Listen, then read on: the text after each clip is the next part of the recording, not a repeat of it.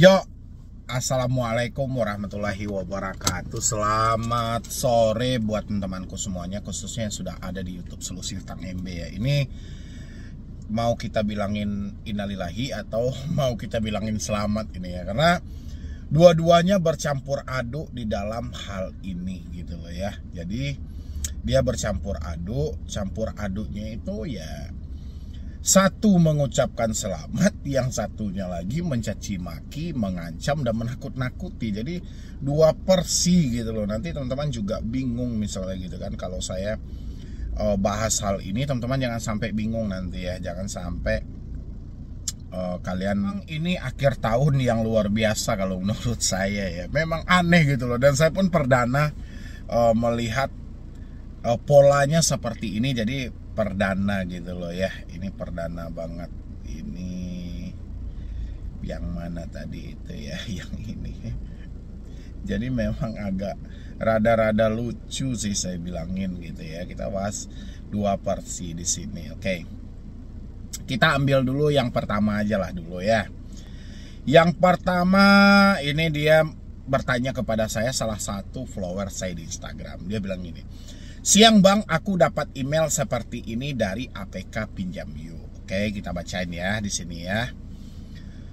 "Halo sobat, sebagai penerima pinjaman tentu terdapat resiko yang juga harus dipertimbangkan, antara lain bunga dan denda berjalan akan ditambah pada tagihan apabila pengguna tidak melakukan pembayaran melewati batas waktu jatuh tempo." Ini benar ya. "Prosedur mengingatkan dan penagihan perihal tagihan pada aplikasi Pinjam Yuk akan dilakukan oleh tenaga penagihan Pinjam Yuk maupun pihak ketiga penagihan yang sudah tersertifikasi oleh AFWI. Oke. Pinjam Yuk berkewajiban melaporkan status pinjaman pengguna kami termasuk yang melewati batas jatuh tempo pembayaran kepada pihak terkait termasuk regulator kontak darurat yang diberikan oleh pengguna secara sadar akan dihubungi oleh Pinjam Yuk atau perusahaan pihak ketiga penagihan yang telah tersertifikasi oleh AFWI. Apabila pengguna tidak dapat dihubungi secara prosedural, resiko lain yang berkembang dari waktu ke waktu yang sah dan diperbolehkan secara hukum tentunya dapat dilakukan secara praktik. Maka dari itu jangan lupa untuk selalu membayar tagihan Anda tepat waktu ya sobat, terima kasih." Oke, tapi seperti biasa ya, email yang mereka kirim itu ya selalu masuk dalam daftar spam gitu ya. Lihat, ini penagihan normal dan ini mengingatkan ya, memang tepatnya seperti itu gitu loh, dia mengingatkan ya. Tapi yang di lain sisi ini ada lagi, tapi kita tidak tahu nih dia menagihnya di aplikasi apa gitu loh. Cuman judulnya sangat menarik, "Selamat Anda lulus tes CPNS, terima kasih." Ya iya, kalau si yang bersangkutan sudah selesai kuliah, yang bersangkutan usianya baru 21 tahun gitu loh. Mana tahu dia belum selesai kuliah ya kan. Tapi ya memang lucu memang cara dia menagih itu gitu loh. "Selamat Anda lolos tes CPNS." Otomatis orang-orang ya buru-buru dong, kapan saya melakukan tes CPNS ya?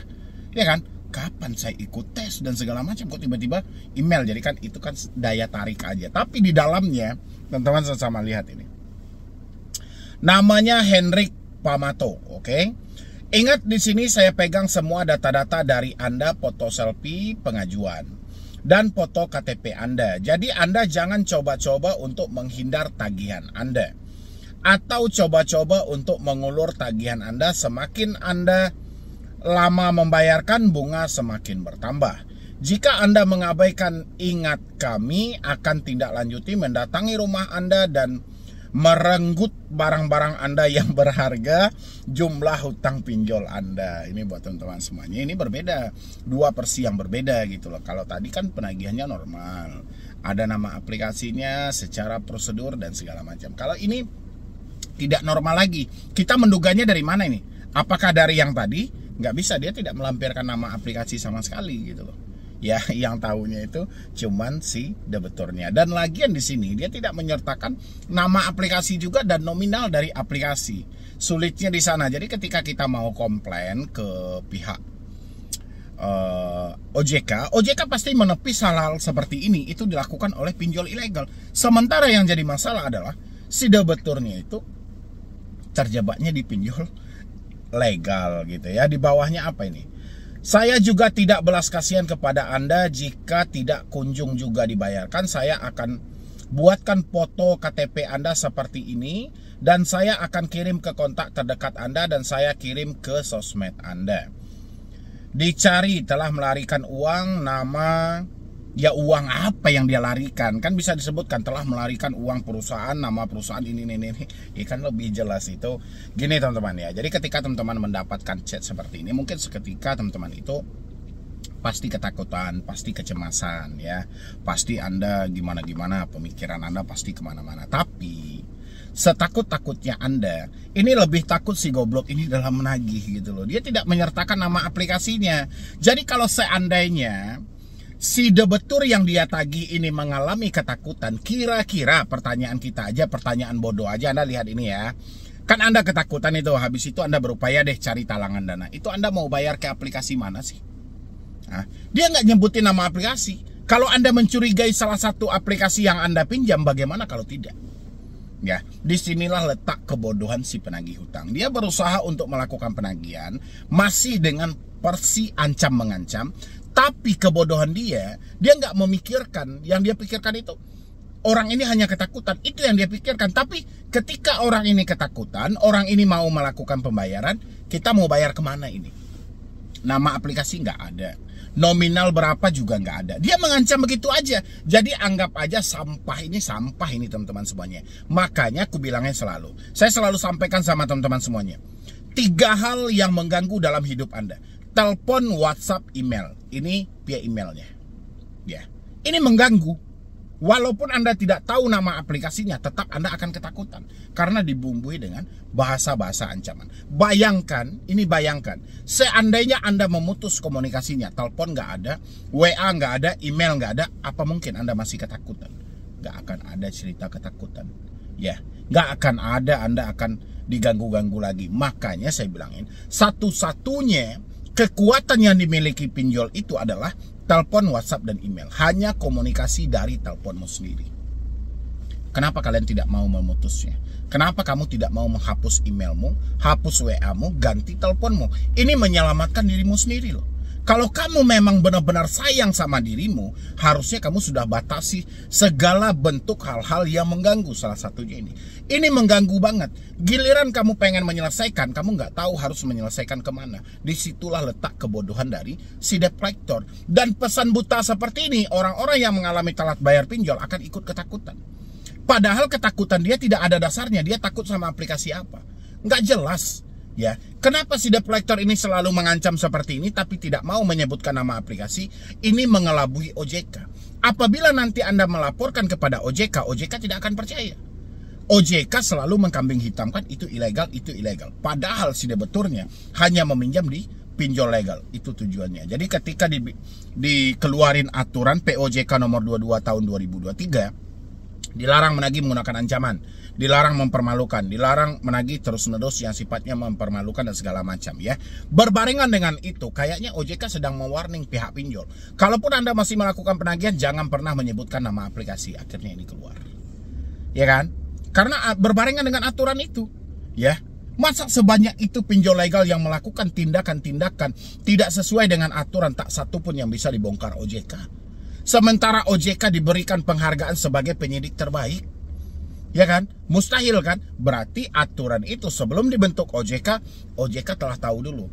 Kalau kalian sempat nanti menyebutkan nama aplikasi, siap-siap aja. Kita akan cabut izin kalian. Jadi pandai-pandailah. Kayaknya seperti itu gitu loh. Makanya ketika ada laporan Anda tentang pinjol-pinjol legal yang nakal dan segala macam, OJK nggak akan tanggapi. Kenapa? Karena seperti ini. Buta, nggak ada nama aplikasinya, berapa nominal yang ditagih. Yang dia tahu ya cuma mengancam Anda aja. Dan saya pengen buat teman-teman semuanya, jangan ketakutan menerima yang seperti ini gitu loh. Jangan kecemasan, ya. Jangan pernah Anda takut. Karena kalau Anda takut, Anda ikut-ikutan bodoh nanti. Ya, kenapa saya bilangin bodoh? Anda takut kenapa? Hah? Takut diancam? Ya iya, nama aplikasinya apa? Aplikasinya nggak ada, nominal hutang nggak ada. Tinggal PR-nya hari ini, mau atau tidak memutus semua komunikasi yang ada. Itu aja.